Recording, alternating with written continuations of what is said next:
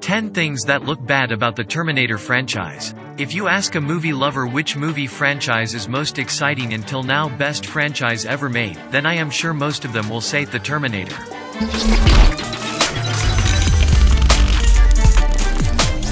This series has consistently been one of Hollywood's most puzzling series. After an excellent first excursion, 10 years nearly needed to go before legendary director James Cameron returned for the continuation. Be that as it may, Judgment Day movie was pure classic, mind-blowing and outperforming, the first Inside and Out, turning into a fundamental film in the science fiction genre. This franchise has created strong fan base. People loved this franchise and everyone used to wait eagerly for the next film of this franchise after they watched first one. Both of these movies are held in such high respect that regardless of what comes next for the series, fans as a rule have high trusts because they love these genera. Even after each consequent spin-off accompanied unavoidable losses. Presently, the fan base is preparing them for another film, which is Dark Fate. The expectations are again high because it's James Cameron movie. People always have trust on his work and they always like to watch his movies. Cast of this movie stars Linda Hamilton, Edward Furlong, and Arnold are rejoining on screen.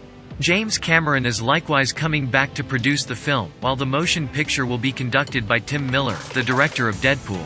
Tim Miller is a fantastic director and fans have already given him so much love and they have high expectation from him because he proved himself many times by his wonderful work such as Black Hat, Go for Broke.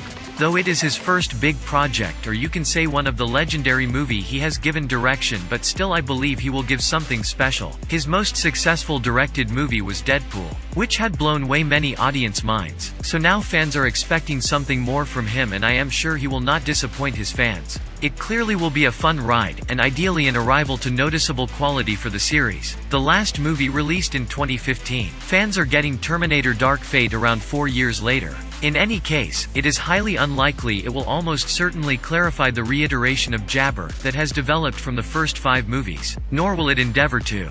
The movie is avoiding everything that came after T2 and is filling in as a direct follow-up to Judgment Day. Here are 10 things that look bad about the Terminator series.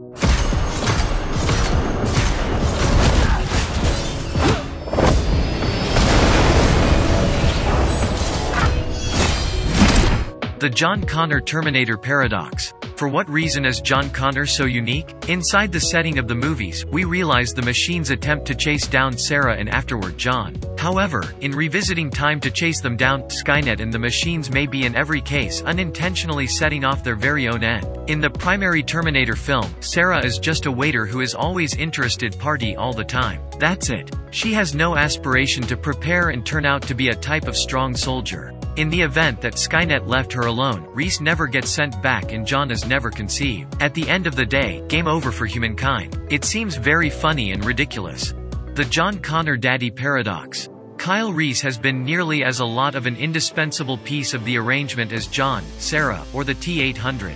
Be that as it may, there was a great deal of factors in play to get Kyle to the past where he was father of John.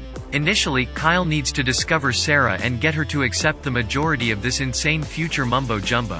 Which literally doesn't make any sense to me. Thinking about the majority of the various courses of events, he additionally needs to trust that he finds the correct Sarah. In fact, in the event that they succeed and pulverize all of verification, like in T2, John would squint out of presence too, leaving no explanation behind Kyle to ever return. Does your head hurt at this point? Actually, that didn't make any sense to me. One line in T3 ruins the theme of T2. Later on, John trains Kyle a mantra that he is told to instruct to Sarah. What will come in the future, that isn't set? There is no destiny, however what we make for ourselves. The initial 2 movies are based totally around this topic. You can change your predetermination. It is a decent belief that you can change your life direction. Then again, actually pleasant idea gets blown to damnation, with one line of discourse in Rise of the Machines. The T-800 finds an extremely confounded John Connor and discloses to him that Judgment Day is unavoidable.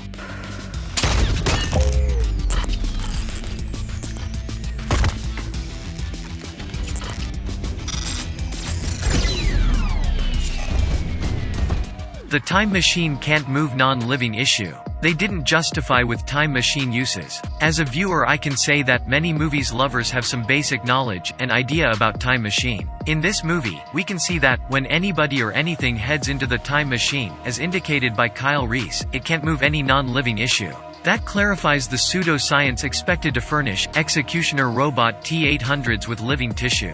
Of course, again considering individuals, with even little metal parts their bodies, can't enter a MRI machine, it's amazing to figure out that a big metal robot could bounce into a time machine so easily.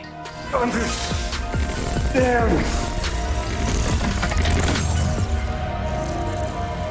Sorry, John.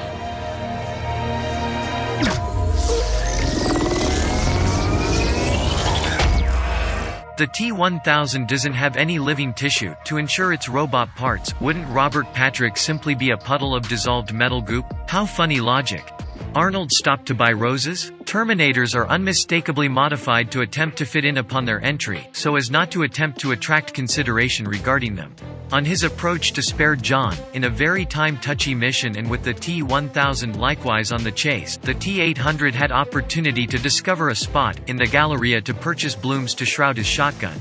Indeed, it made for a cool shot, and a gesture to Guns N' Roses adding to the soundtrack. However, the friend in need of humanity's life was at stake, and you have the opportunity to enjoy the scenery.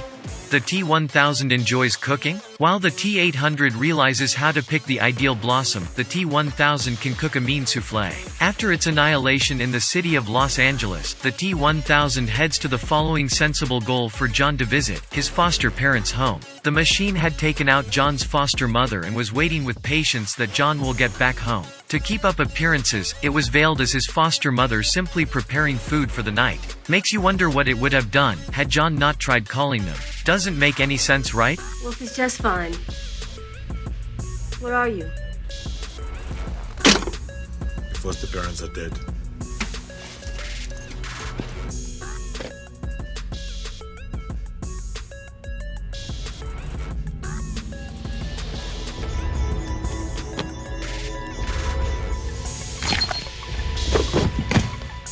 The timeline implanted memories in Kyle. The pseudo-science of the whole Terminator series ought to be viewed as more in accordance with enchantment and dream than any kind of logical science. In Terminator Genesis, the wonky rationale of time travel includes more wrinkles in time. In addition to the fact that Kyle goes back to a totally unique timeline, however, his youth life itself in this substitute timetable, and his present self from an alternate timetable, are having their recollections coordinate with each other.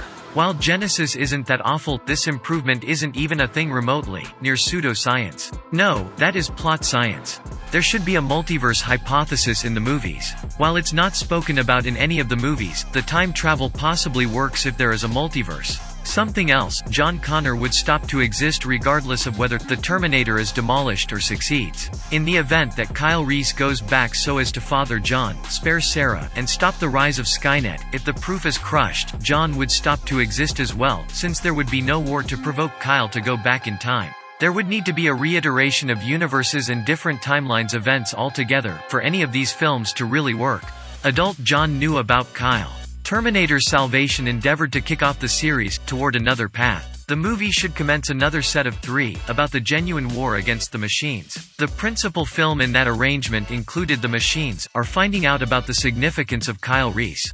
Considering John thinks about Kyle, for what reason isn't the child taken into defensive authority until it's his opportunity to send him back in time? For what reason would he say he is a warrior on the cutting edge? In the second and third films, John didn't appear to know his dad. However, in Salvation, he needs to ensure and send Kyle back. It may have been pleasant to see John battle with that. Regardless, the T-800 consistently endures. The T-800 is a solid and threatening power. Be that as it may, it's still only a basin of jolts with human skin covering it. However, some way or another, it is constantly ready to defeat the more up-to-date, better models. Meanwhile, when the more up-to-date, better model is another T-800. Clearly, it pays to be played by Arnold Schwarzenegger. In principle, it is extremely unlikely that the T-800 would almost certainly get hammered from overhauled models and endures.